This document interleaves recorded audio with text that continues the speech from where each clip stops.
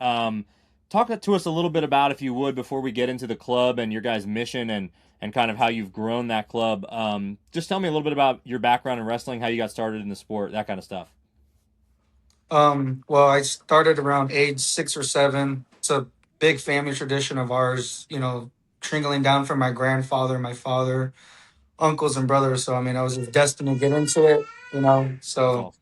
that's kind of how we got in, is just always being around it as a baby. And my uncle was on the Wheaties box, Sammy Chagolla, one of the very only wrestlers I think ever on the Wheaties box, if you look at That's it. But sick. yeah, just a long history of wrestling, and I love it. It's the best thing for me, and it kept me out of trouble and built a lot of great connections. And still to this day, I'm 26, and people that I met at 16, 15, still good friends to this day. So I love what I That's do, awesome. and it's been a real positive thing for us. Yeah, the sport has a way of doing that. It's pretty cool.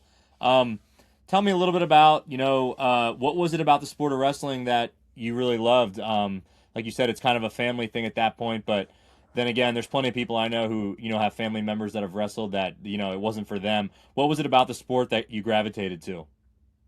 Of course, there was pressure to it. There's a lot of things, goals to live up to with the last name Yeah. Shigoya, but at the end of the day, it's just a name in a sport. What stuck out to me is the individual part of it, and everything counts on me. If I win, it's on me. If I lose, it's on me. Not on Yep. my team, not on my coaches. It's on me. And I love the accountability part, because in life, you have to take accountability for you to be successful. In life, your job, your relationship. So it I don't know how to say. It goes far. Yeah. The individuality of it takes you far in life if you allow it to, and I've allowed it, for me. So that's what Great. I'm thankful for. That's really good that you recognize that from an early age. Sometimes I think we get later in life and then look back and realize, the kind of impact wrestling made or could have made. But that's great that you were kind of aware of that from a young age. Um, and before we get into just talking about your club and kind of, your mission with it, like I said, and what your goals are, talk a little bit about your faith upbringing, just because I know that's a big part of your club now, and I think that's a big component of how you're trying to mentor these younger kids. So, how important was your faith growing up in wrestling, and did you grow up with coaches or even your family members that were kind of incorporating that into your wrestling as well? So yeah, growing up in the faith, as a kid, we always went to church and stuff like that. But as you get older, sometimes people venture off, and I went Yep. away from it. And when I started my club up, it was all about me, not Yep. about God or anybody. It was just, what can Anthony do? What can Yeah. Anthony prove? And through that, and through the garage days where we had 3 kids, we built success. We had 3 state champions our first year 6 years ago. Kind of started during COVID. And that's when the Lord came back into my life. Truly, just, Anthony, you're gonna do this for me. So after the 3 kids, now we're up to 50. Wow. It's just been every year adding on a solid 5 or 6, or a solid 10 kids that are stay committed. And that's kind of what I want to give to the kids, is just, if you're committed to Christ, He's always committed to you no matter what, even when you walk away. And Yeah. that's the greatest thing about being a believer. And that's what I share about them. Even when we mess up, He's still there. Just like That's in amazing. match, coach is still gonna be there even if you mess up. I'm there for Yeah. you. It's great. You used wrestling as a vehicle back to your faith. That's really cool. Um, Yeah, it's the only so thing I know. yeah, I was gonna say we'll talk more about that here in a minute. I want to hear about and you already kind of alluded to it when you talked about the pandemic, but when I saw on your website you guys started in March of 2020, I think for the rest of man, at least it feels that way right now, but for the rest of human history, I think anytime you hear March of 2020, you'll just automatically think, oh, that's when the COVID pandemic started. I remember it like it was yesterday. Tell me a little bit about, did you already have a plan to start a club, or did the whole pandemic and the shutdown and can't go here, can't go there, can't do this, can't do that, did that kind of help facilitate the idea to start a club? So the truth is, why I wanted to start a club, I had a lot of offers when I was a senior in 2018 to wrestle. Had a kid when I was a senior, so I had to become a father, an adult. So I put my college career aside, and Yeah. back in my mind, I'm like, I love this sport, man. I got to do something. Even though I wasn't a state champion, I was a 2 time state placer. I got to do something. I love this. So yeah, my daughter is the reason. My firstborn is the reason why this club's here. You help me hold down in the COVID thing, because everyone closed down in Arizona. some Yeah. of the biggest clubs all got shut down, and I was like, I might sound like a lunatic. People were like, "You're crazy. It's COVID." I took people's temperature, and we did the whole 9 yards with it in the garage, and Took the yeah, it precautions. kind of just Yeah. it bloomed from there. Yeah. Had a lot of people traveling, after that, and it was basically a gym from the garage. I mean, that's what you could do in 2020. I mean, there's nothing else you could do, you Yeah. know. And Well, no, it was very, very great starting point, humbling beginnings. For I always think back on, like, I started from nothing, and just very yep. grateful that people see the vision and they want to be a part of it. Yeah, I love that. I was gonna say it's and there's nothing wrong with this either, obviously, but plenty of the people I've interviewed have been like, oh, so and so threw me some money and got my club going, or blank, fill in the blank, let me use their facility and already had mats, blah blah blah. You guys, you really got the taste of like, let me start this thing from ground zero. And like you said, I think you started with just 3 kids. How did you roll out some mats in a garage? How does this thing get going? How do you get the word out, or what is I your just started connection posting with a on couple just kids? started posting on Instagram and Facebook. At Chagolla Train Wrestling. I'm gonna have open mat in my garage. Here's Yeah, the location. $10 drop in, and then people showed up. It got that's shared, awesome. and I was like, wow, okay. And it was 3 high school kids: Mikey Trujillo, Xavier Lerma, and Manny Miller. Mikey ended up going to Campbell. He's a Division Okay, One yep, wrestler. So yep, yeah, man, we had a lot of success coming out of that garage. We just yeah. had a Fargo champion, Jaden Finger from Oh my yeah, club. He's yeah from Greco. I didn't know he's your I've had club. that boy Okay, since yeah, he did. yeah. He did probably the best backflip of the night. Yeah, I was really proud of that boy, man. I was like, Jaden, I'm happy that you won it on the biggest stage because I was upset when we went to Tulsa and you DNP'd. So Yeah, you made a big turnaround. yeah. Well, hey, I was gonna say, I just did a little write up in the magazine on Jaden, and one thing I didn't even realize until I went back and looked is he had a crazy tough draw on freestyle. So he wins Greco, but I go back and look at the bracket 3 days earlier. So in the round of 64, he lost 11-8 to the guy that ended up winning it and pretty much killed everybody. And then he dropped down in the contests in like I mean, literally like the first consolation round, way in the back of the bracket, and he lost to the kid that he ended up beating in the Greco finals. But obviously, if that kid's making it to the Greco finals, that kid's a hammer too. Like, there's no way he should have wrestled those 2 kids that early on. I mean, he probably could have easily been an All American in that freestyle bracket too, but that was a wicked draw. That was a tough one. Yeah, Yeah. that was a tough. I think he wrestled Murdoch. The kid's name Yeah. was Murdoch. Yep. Yeah, Murdoch that's won the it. same kid. That's the same kid we lost to in Tulsa, Okay. the first He's round. tough. So Really that's good. crazy. Yeah. I mean, I feel like if you can look back at a bracket and be like, all right, this kid just teched this guy 10-0 in the finals, and I lost to him 11-8 in the round of 64. Like, A, that should give you some confidence, but B, also, that's like, how did this bracketing? I mean, I guess it's random to some degree, but that's just crazy, crazy bad draw for him. Yeah, it was. But hey, if you want to be the best, you got to beat them. So That's I right. think That's it right. boosted it. I think it boosted him for Greco just to go all broke, Right. don't And hold he back. and he said that in his interview. He said that in his post Greco finals interview. But talk a little bit about him and his development. How long have you known him? How long have you been training with him? And he even said in his interview, Greco is his favorite. Is that your influence? No, I love upper body. That's kind of why I yelled at him at Tulsa. He came to me when he moved from Iowa. He was Okay. around like fifth Yeah. grade or sixth grade. He had moved, and yeah, I took him under my wing because I seen the kid at open mat. I'm like, yo, we need to get that kid at the club. Like, he's new, no one knows him. Let's get Yeah. him. And he liked to throw, right? Yeah. And He it did. all paid off, here at Fargo. But in Tulsa, I was like, we got to take him down and turn him tilts. I'm a tilt master. That's what I teach, funk. Yeah. And he wasn't listening. He kept trying to throw people and boom on his back, on his back. And I said, man, until you start listening, you're not gonna beat anybody good. So then we started really focusing on top bottom, his seventh, eighth grade year. And I think going into his freshman year, he should have been a state champion, but he placed at state, and I think that really built his momentum that he could do these things. Yeah. Though all along I believed he could do them before he got there. Yeah. So I'm very glad that he stuck it out with wrestling because when he moved here, he was in the verge of quitting, dude. It's crazy. Really.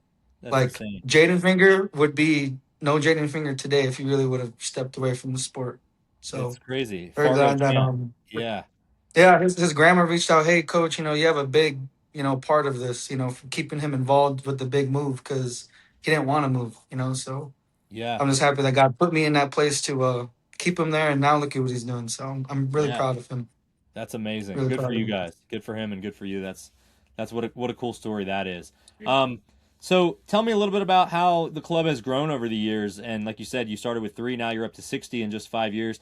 It strikes to me, it strikes me as kind of a more intimate club where it's not like you're just taking kids from all over. It seems like, if these are your kids, like you're tight, you know all of them by name, that kind of thing.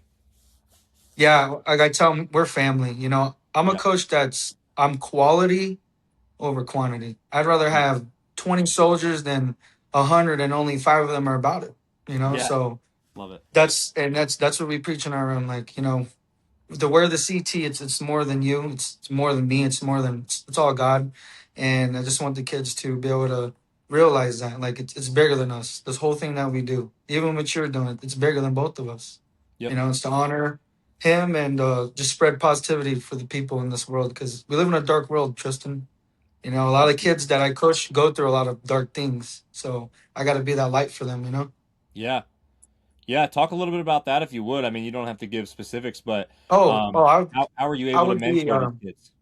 So I got something. I hope you don't mind me moving the camera, but Not at this all. is in my room. One of my proud accomplishments. I don't know if you're familiar with juvenile hall. No. No. Juvenile hall, where kids get sent to juvie.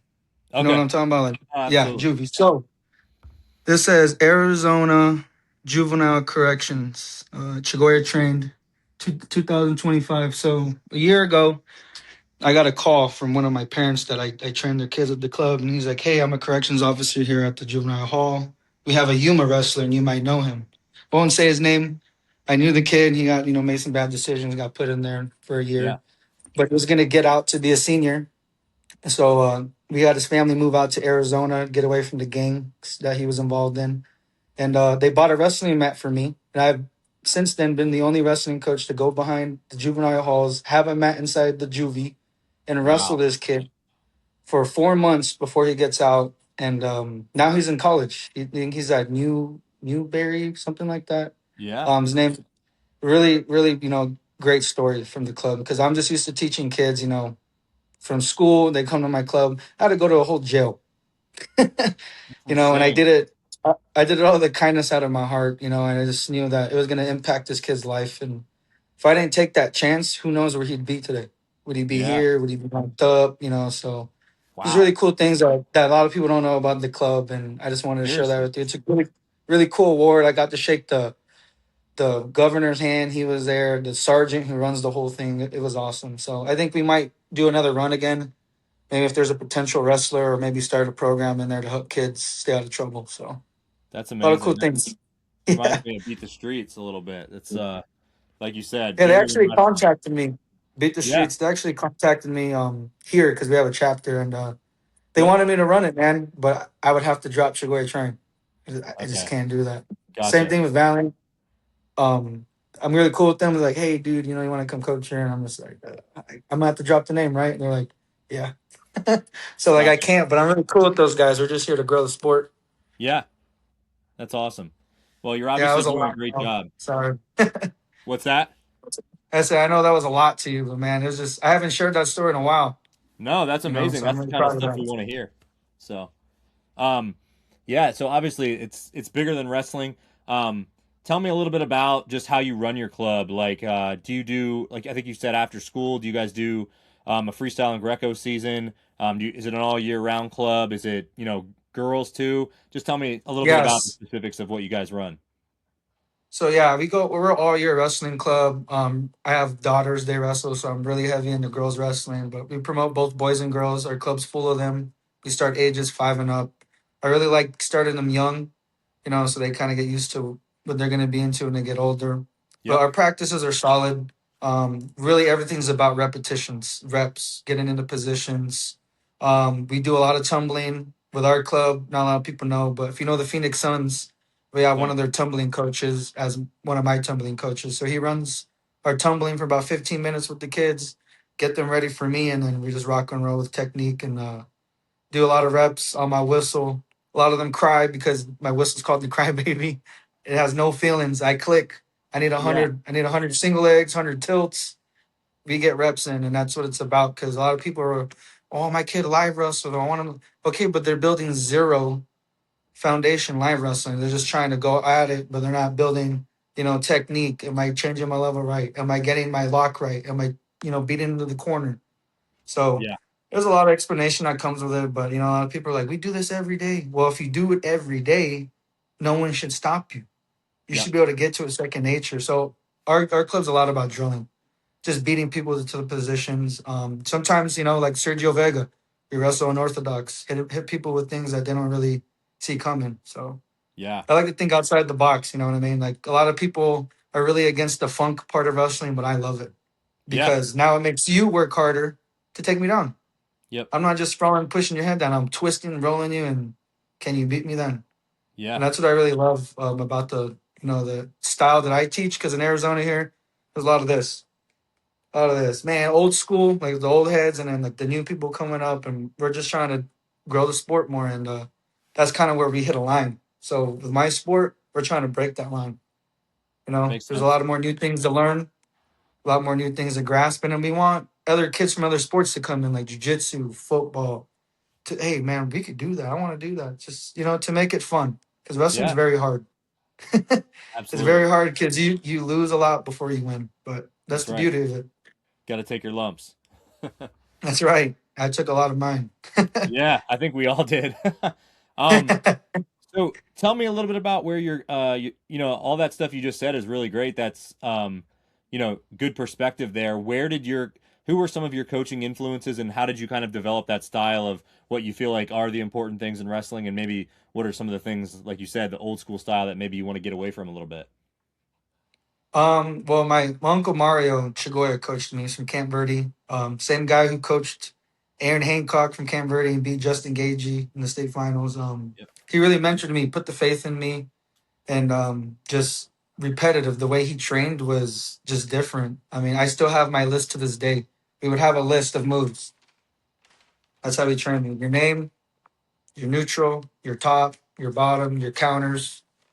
Then you have a nugget plate, all your setups to it. And he would make us drill in Yep. front of us, holding the paper so we would know what moves we're hitting, so we're not, making a fool of them. Yeah. And I think that's what really changed like my perspective of wrestling because I came from another program where I'm sure a coach is just there to get the check, dude. Doesn't really Yeah. care about, what I mean. So Right. when I left that and came to him, I was like, whoa, like this is wrestling, and it was every day. It was something we do 2 days, but he was main focused on drilling and chain wrestling, and that's what really developed me and made it important for me how I teach my kids. It's move after move after move. You have to continue to keep wrestling, Yeah. no stopping. And then he was also a big tilter, big in the funk. I mean, he even created his own move systems. People would be like, "This doesn't look like it's going to work," and bam, we're hitting it at tournaments. So he had a Wow. big impact on me. Yeah. I had a really good partners. We had two four-timers on the team. We had a 17 state title run in a span, I think, of 9 years that he was there at Kent Verde High School. So Okay. really decent program, tough. We even went head to head with Sunnyside in a couple duels. So yeah, Wow. really tough school in a small town, Camp Verde. Yeah. That's amazing. So he had a big impact on me. I've had a lot of other coaches, but he was the most one, my uncle, that really. When I wasn't that good, he spent hours with me, and when I got good, other coaches want to get involved. But grateful that he was there when no one believed in me. So he's a Yeah. big reason why I coach today Yep. and And I'm sure you're continue to doing the do what same I thing with do. the kids today. Yeah, he's made an impact on me. He's made a lot of good champions and good people. So That's yeah, I amazing. don't know if you look him up, but you'll probably recognize him if you look him up. He's been around for a Probably. while. Yeah. Exactly. So talk to me a little bit about what does a season look like for you guys in your club? I saw on your website obviously you have a lot of accolades of kids, winning Tulsa and Reno and all these kinds of tournaments. Are you frequently traveling all over the country with them coaching at all of these national events? Yeah, those big events I make it to. We prepare for those things, private sessions. I mean, just Yep. everything we can do in our power to be prepared, confident in the battle. So yeah, I go out there and coach with them. And it's a sacrifice, it takes time away from Yeah. my family and Yep. stuff That's what I like was going that. to But ask about. Yeah. yeah, It, my it can wife, be because tough when you got little I'm kids. married. Yep. Yeah, I'm married. And I got a wife, and we have 5 kids together, Nice. all under the age of 9. Our oldest is 8, and we have a 4-year-old son, a 2-year-old daughter, and a 6-month-old daughter. So yeah, they're Wow. grown. And So you we got have your one in hands heaven. full, but you're still Yeah. making your rounds around the country. Yeah, man, and work a full time job. You know, don't have a gym yet, but that's the goal. You know, right now I run it out of a church, that Okay. really awesome pastor, Breakthrough Community Church out in Peoria, and I came with him with my vision. You know, and we needed a bigger space, and he believed in the vision, and believed in what I do, and saw what I do at practice, and loves the family and kids, and lets us run our club out of there. So we're looking to get a shed building built soon in the future. So I'm very grateful for that connection, and that people also see it and they're not even involved in wrestling. So that's how I Yeah. know it's special. Do you guys have any affiliation with the church itself or with the pastor there in terms of the Yeah, kind of faith-based initiatives you guys run? yeah. I'm also a youth pastor there on Sundays along with my wife. She helps in the nursery, so we're involved with the church as well, That's and awesome. just kind of invite people that need a home or just need something encouraging. Instead of just sitting at home, just come and learn something and network with people that want the best for you. So yeah, It's very pretty grateful awesome. for that. Yeah, we run all year. I take 2 months off out of the year. We go September to March, maybe April. That's our folk style season because it stretches. Yep. And then after that, I take a solid 3 weeks off because I need it. I mean, we're always constantly setting up and Yep. breaking down every week. So I need that Exactly. 3 weeks off. And then we roll into freestyle Greco from April all the way till mid July. And then I take a break from mid July till September. So I'm busy all year most of the time. And when I can fit in privates, I can. Right now, working with a couple MMA fighters, so pretty excited for that. See how they do. That's amazing. That's really cool. Yeah, It's a lot bigger out there in the Southwest. I know that. yeah. There's all these fighters coming out. Kashab O'Malley moved out here. You got that Thomas McMillan dude. A lot of people out Yep. here. Yeah, that's great. Do you have a lot of the kids in your club that kind of cross over boundaries with some of the mixed martial arts, jujitsu, and that kind of thing? Yeah, I got a couple kids that do jujitsu. Some of them, train at Red Hawk where Sean's at, and other kids that do football. Really cool. I'm happy you mentioned that. I had a whole Pop Warner football team pop in my club, coach and all. Literally all these kids, and they're like, we want to wrestle. We want to win the state championship next year. And I was like, coach was like, I heard about you. This is where we need to be. So I'm bringing my 6U, 9U, and my 12U team, and they did. So that's why we increased numbers quickly. So really happy Wow. that football coaches see the importance of wrestling and vice Yeah. versa. So I was gonna say vice versa too. Yeah. yeah, so I was very grateful for that, and just to promote it too. We took a picture. I'm like, hey, more clubs need to do this, more teams, sports need to do this, cross train. Yeah. So That's right. very grateful because it's hard to find wrestlers inside the wrestling community. You got to sometimes go out and discover them because they don't even know that they're a wrestler. He's gonna be like, hey, put on the shoes, try it on. Yeah. That's right. Yeah, I've discovered a couple kids like that. So. Yeah. It's Wow. every year I'm trying to figure out ways to, grow the club, but also just bring in the right people because I can't do it by myself. I have a solid coaching staff. I haven't mentioned them yet, but they're awesome. When I need time for my family, they're there. They're running practices, and very grateful that I'm able to step away now because in the beginning, the first 2 years, it was me every day, every week. Finally, people Yeah. bought in. A lot of coach dads see the progress of their kids, and they're just like, "Man, I want to help you," and it's been a blessing. So I have 6 coaches, including my father. He's a part of the coaching staff, so it's really awesome. I love it, and I love them. Really knowledgeable dudes. Some of them are state placers. Some of them just got in because their kids do it, and now they're learning. So it's really cool to see the bonds that they make. That's amazing. Yeah, that's great. You're surrounding yourself with good people and good mentors for the kids. That's fantastic. Yeah, Um, yeah, so talk a little bit about if you would, what is how do you structure your practices in terms of, and maybe this is a little different for you guys because the numbers are a little bit smaller, but I know some of the coaches I've talked to, one thing that can be challenging is like if you've got beginners and you've got, guys like Jaden Finger who you just mentioned who are winning Fargo in the same room, how are you running a practice that's going to benefit both of those guys? Is that an issue you run into, or do you guys separate your practice by experience level, or how do you manage that? yeah. Sometimes that happens in the room. Some people are sick, they don't show, so you get like the partner mix match. When that Mhm. happens, I usually kind of read the room. Okay, who's Yeah. here? Who's how can I say who can do what and who can be pushed to where? Because Yeah. sometimes like Jaden, you can't put him with the beginner; he'll kill him.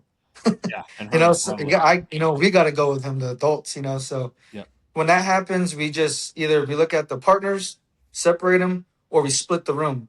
Hardcore kids with me, and the little ones that are beginners, the other coaches over there to that side. So we just keep it going. No one's losing progression, and the pace is still there, even if we're split. Gotcha. And we have that space now because of Eric Larkin. I'm thankful. He's a really good friend of mine. Network. Met him in Tulsa when we won with Taze, our other kid too. I don't know if you've seen him on there, but tough kid. And always gave me his number. If you need help, reach out. So I reached out recently. Hey, we need more mat space, and he hooked it up. So very grateful that That's Valiant's not just about themselves; they're about helping others, and that's why I'm there to support them too. yeah, I'll send my kids. I already sent kids to them, so that's hopefully they get great. on the same soon. So yeah, it's just very grateful, man. People want to Awesome. help each other. Larkin's the man. Yeah, all of his kids are so good. Every time I think they're done, I see another one in like the Fargo finals. I'm like, how many Larkins are there? My goodness. They all have cool Yeah, names well, too. Cash and they're an awesome family, man. yeah, Awesome family. yeah, that's really cool. That's a really good ecosystem. How far are you guys from Valiant? Around 25-minute drive. Not bad. Okay. Yeah, when I started, I asked for advice, because when I started the club, I want to do things right. I want to make Yeah. sure it's successful, not just a club that you've seen a bunch of clubs, they go up and then they're disappeared. It's gone. Yep. So I reached out to a few people. I reached out to Eric. I reached out to Danny Vega from Tucson Cyclones. And I also reached out to LC Kane from Grindhouse. Those three gentlemen, real good mentors of mine. Even though we face each other out there and we're kind of enemies, you know what I mean, just with the wrestling stuff, but they're mentors, and I Yeah. respect them. And anytime I've reached out, they've been willing to help. So because they've told me they can't do it forever. There's Yep. got to be somebody else that keep the torch going. So it's, anytime I ask, they answer, and I'm grateful for those guys. Really cool. Really cool thing to see in Yeah. wrestling when that happens. But that more often than not, I feel like you see that. Even though, like you said, when you're in opposite corners in a match, it can get heated or whatever. But it's like at the end of the day, we're all in the sport for the same reasons and helping each other. So that's really cool. Um, Talk a little bit about if you would. Just oh shoot, where was I going to go with this? I forgot. I blanked on my question. Um, what's your future goals for the club in terms of growth? Is there like a certain level that you want to reach that you want to stop, or do you want to expand? I know some clubs have like multiple locations. Have you really thought that much about it yet, or are you still just kind of in the first couple years of stage? No, I actually have a plan. I'm really grateful that you asked. Yeah, my plan is to, I want to be able to keep increasing our numbers because it's really expensive to get a building, and right now it's price everything's going up. So Yeah. I've never turned anyone down for money, but at the same time, I can't really do this for free because the stuff's got to get paid. Yep. We got to purchase USA stuff, kids that can't, get stuff. So my goal is to at least try to get 80 kids, and then from there, confident we can hit a building and we have our own spot. But until then, I'm enjoying it. I'm Yeah. learning what I can do better, how I can market better, networking. So I don't always have to be doing my marketing. I love coaching, but Yeah. sometimes I got to be the one man band. But I'm learning to make more networks to expand because Chase Pammy, him too from Gold Rush. Gold Rush. Yep. Yeah, me and him have been talking, and I like what he's doing. He has a bunch of different locations, and I believe one day I could do that. But it's all about trusting the right people and believing that they can make it work. So yeah, that's in the near future. There's a lot of people. Hey, coach, I have buddies in Hawaii that have been with me for 3 years, but they move out. And they're, hey, can we start a club out here? So that's funny you asked that. I don't know. Yeah. Maybe it could be a Shigoya trend Hawaii. Yeah. Well, I was gonna say I've been seeing it a lot more lately. You'll see like I don't know, like Georgie Ivanov has the best wrestler, and they've got locations like in multiple states. And there's, like you said, Gold Rush. They now have like I think they opened one in Reno, in addition to Vegas. So I see a lot of these clubs that are bigger that I've heard about for years that all of a sudden, and I know Askren has like multiple in Wisconsin. So I know it's a thing. That's why I was curious. But actually, you jogged my memory with your answer there about what my question was going to be. I wanted to ask as a coach, the same way that you expect your athletes to be students of the sport, basically, how do you feel like as a coach you try to continue to better yourself? Are you watching film or studying technique or I all that kind of stuff? I bought Flow Wrestling, Yeah, and I watch it every day. yeah, Every day I'm learning. I tell the exactly. kids as much as you're learning, coach is learning too, to be a sponge. Watching what the Right. best do, looking at interviews, looking at how practices are ran, and just Yeah. trying to make it more comfortable and enjoyable during a hell process. Yeah, So it's not that's always what fun. That's right. and I'm looking at what Kale does, David does, you know what I mean? Like, what are these guys doing? How are they, so successful at the highest level, but chillax? You know what I mean? Yep. So that's kind of things that I like to look on and give into my room. You know what I mean? Give them that wrestling freedom to. It's an art. You know what I mean? You got to be an Mhm. artist, and that's what I kind of expand on. Is coaches and an artist. Yep. You're an artist. We have a canvas. We each have our own. Every day you got to add on to that canvas. That canvas knows when you don't touch it. Same thing with the mat. How many times you're on, how many times you're off. And that's kind of what I preach to them. Yeah. So they Very kind well of said. get it. Because, yeah, when you tell the kids too much, they're kind of like, so Yep. I try to do my best to give it to them. Simple but effective. Yeah. Exactly. You got to be careful. Choose your words well, or else they start to tune out sometimes. Yeah. A couple more for you here, Anthony. Tell me a little bit about, one question I always like to ask coaches, especially who coach the younger age levels. How are you able to try to keep the sport fun for kids, but also, wrestling is a sport where I feel like if you can train really hard and get really good, but start to lose the fun of it, or you can kind of fool around and have fun and do tumbling all the whole practice, but then not get a whole lot better at wrestling maybe. How do you find that middle ground of keeping it fun, but also challenging them and making them better? Well, we go 3 nights a week, and one thing I started to pick up on, and I push them hard the first Yeah, 2 days. Hard. I mean, they're crying. We're going hard. Third day, it's hard, but it's earned.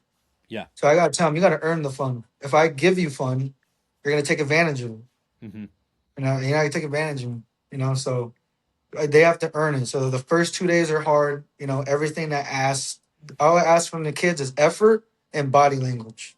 yeah. Great one. Effort and body. You control those two things Yes, like a lot, 100%. That's you. And I said, when you walk in that room, you gotta have a good mindset and a good body language, knowing that yes, it's gonna be hard, but I'm gonna get better. So the third day, we do tug of war, things towards the end of practice after I see the completion of drilling, and they understand that. The kids are very understanding of what needs to be done in the room because in the beginning of the season, I always tell the kids, coach wants to walk into a room where there's. I'm not saying you can't play around, have fun, but it needs to be some productiveness going on. Like if you're drilling and laughing, that's cool. But if you're horse playing, no, there's no room for that yeah, right now because injury stuff like builds bad habits doesn't look good on me or anybody. So kids are yeah, very understanding that coach wants us to work hard and then we can have fun. And I think that's a line, a foundation that we've got down on our club, especially for the new kids that come in. They kind of get scared if they come on a hard day, but then they start to see if they go the whole week, like, oh, like it's not bad on the last day. He's just he's hard on the first 2 days, but on a Thursday he's more relaxed. So yeah, I think it's just more of like you said, finding a balance. And before I was like super hard, hard, hard, but I was like my daughter's in it, and I'm thinking yeah, about me, how I used to think, and like man, like I want them to love me, but I don't want them to hate me. But at the same time, like we got to get better. So yeah, there's a goal, and the most important thing I think for a club coach, including me, is after talk practices. You know what I mean? Having that talk with them after a hard freaking practice, hard long week, giving them positivity, reassuring them that they're doing well, and their hard work doesn't go unnoticed. Even though I'm yelling and pushing a button and out there wrestling them, it's all for to get better. So you got to get better and think of it that way. yeah. 'Cause a lot of kids Absolutely. get a bad mindset when they're tired, and I said they're gonna get tired in this room. Yep. Fatigue, it makes cowards of us all. But you gotta get this tougher than your fatigue. You're always gonna get fatigued, but you gotta put your poker face on. And That's right. it's one thing I Body preach to language, like them. you said. Yeah, poker face. Yeah, so Yeah. yeah, they learn it even during games. They get aggressive as hell. Hand fighting games. I mean, hmm I said it could be fun but competitive, and we got games all the time. And they're like, okay, coach. So we got the competitive part down, so I'm happy with it. The sock game. You put a sock halfway through your shoe. Loser, you got 20 push-ups if they snatch it. I almost thought about doing an old school game. I don't know if you ever did it in school, but we would do takedown for shoes. So if I took you down, I have your shoes for the practice until you Wow. take me down back. Yeah, so it made some fights, dude. I That's didn't like great. someone took my freaks, man. Yeah, Took no, if me you got down a for good my pair of freaks. shoes on, You're finding a way to not get taken down.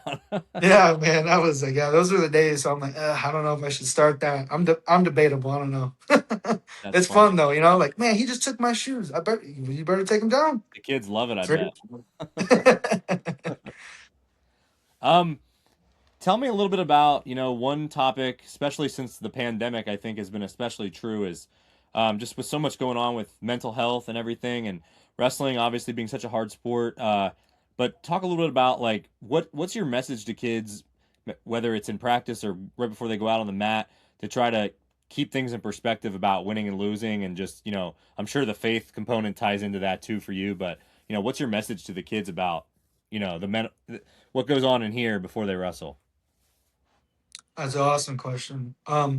Before the match, I'm a man of few words. I don't want Yeah. to overstimulate them. I just, we tell them no matter what happens out there, you control your effort and you control your body language, but you need to stick to your game plan. And your Yeah. game plan is an attacker. And when they stick to that game plan of attacking, they succeed. And most, sorry, my daughter's talking. Hi, baby. That's okay. Um, yeah, daddy's talking. I'm almost done. Okay, I know you're playing. Um, yeah, before heading out, whisper in your ear. You know what I mean? I don't care if you win or lose. I care about you achieving your game plan. Yeah. And I think that's starting to hit them a little bit more. Like, okay, our game plan is to attack. I got to score points. That's all I tell them. I want points on the board. You need to score points. We can't hold back. We can't be a defensive wrestler. You just got to be able to go, go, go, go. Because the more you're putting points on the board, the more they're playing, defense. What are they doing? We worry about your style, not theirs. Yep. And I hit them on the head or in the back. Let's go. Yep. Wrestle your style. Don't wrestle theirs. Yep. So I So think a lot of wrestlers, I think you've probably, I don't know, I'm used to getting that mindset of worried about what they're going to do exactly. instead of Yep. me. So now I'm changing it. They should be worried about what we're going to do. So I think Yep. that mindset thing really helps them. Just the short talks because you've seen a lot of wrestling. A lot of people are like, hey, yeah, yeah, yelling. And sometimes it scares them, man. Sometimes it's too much. Yeah, it can overwhelm them for sure. Yeah, because there's already enough yelling in the day. Yeah, that's right. Yep. Well, really well said. Um, Last question for you, Anthony. If you had any advice for any other coaches out there who especially coach, K through 12 or club, anything you've learned along the way, from the time you started your club to now that you're like, man, I wish I would have known that, or if somebody else came to me saying they wanted to start a club, what would you tell them? um, don't get too attached. I'm a very emotional coach. I love the kids that I'm with, but sometimes it hurts when they leave, dude. Yeah. And it's not the kid's fault. It's the parents' thing, but that's one thing that's tough about running the club is put in years into somebody and and that's the tough part about it. But Yeah. at the same part, I see where, okay, they got to progress, but at the same time, it's a painful thing that runs the club because it's like losing a family member, Yeah. somebody that you care about. So, Yeah. And you got to I've be had people, advice is, yeah, don't get too attached and don't change for nobody. Be yourself. great advice. Yeah. And there's going to be some people that love it. There's some people that hate it.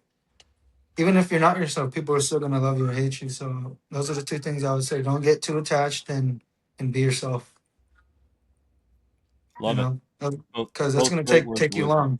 Yeah. Yeah. What's I know I said it was my last question, but this is like a No, half of you're a good. I'm question. having fun, man. This What, is awesome. yeah, what's next for you guys? Is this time of year where you're off a little bit? Or are you guys getting ready for Super 32 or any of those big events in the fall? Yeah, right now we're taking our weeks off right now, just kind of getting people used to because school's gonna start back up here next week. So I kind of take that first month off to Yeah. get the families and kids used to that routine, and then Yep. we're gonna pick it up end of August. We'll do a preseason week of training before the September season starts to get them ready, Yeah. and then we're gonna hit Freak Show this year. I know we're gonna Cool. hit Tulsa this year, so we're getting ready for a few events. But Awesome. we're just taking our couple weeks off now to rest. It's hot out here, man. I believe it. It's we were 117, man. It's not. we were out in Arizona maybe like 4 summers ago where there was that record heat wave. I think it was like pulled over to get gas and it was like 119 degrees or something like that. It's Yeah, insane. you're like big mistake, huh? Like, good thing we're just driving through. Yeah, hey man, well, thank you so much for taking the time to do this. You have an awesome thing going. We'll have to circle back with you in the future, and I'm sure we'll see you around at plenty of these national events. But thanks again for your time, and more importantly, thank you for everything that you're doing for the sport of wrestling and for so many kids. Even the one story you said about the kid in juvie, like yeah, that's a life that you just completely changed for the better. So you're out here doing the Lord's work, literally. So thank you for everything that you're doing for the sport of wrestling. Thank you, Tristan. I appreciate it, and I just thank him for using me because Yeah. truly, man, I'm a nobody, but with him, I'm a somebody. So thank you, Love it. man. Love it. That's going to have to be the tagline in the article for sure. And before we sign off, I should throw that out there. This full interview will be on YouTube. It'll be QR code linked to the article in Wins Volume 32, Issue 10, which comes out July 31st. And it is the Fargo commemorative issue. And Anthony Chagolla will be featured in that issue. So thank you, Anthony. Take care. And thanks again for catching up with us. Thank you. God bless.